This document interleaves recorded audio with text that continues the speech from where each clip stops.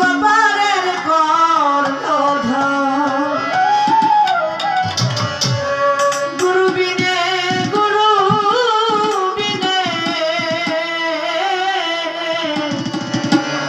বান্ধব নাই রে।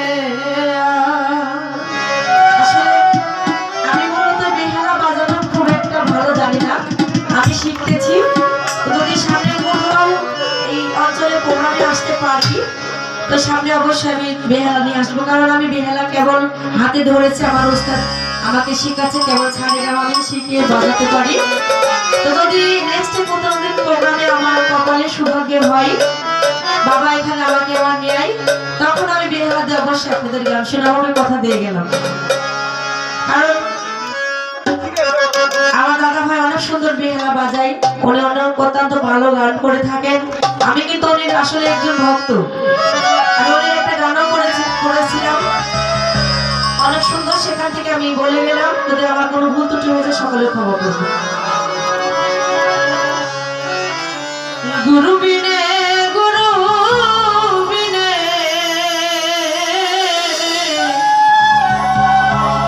বান্ধব নাই রে।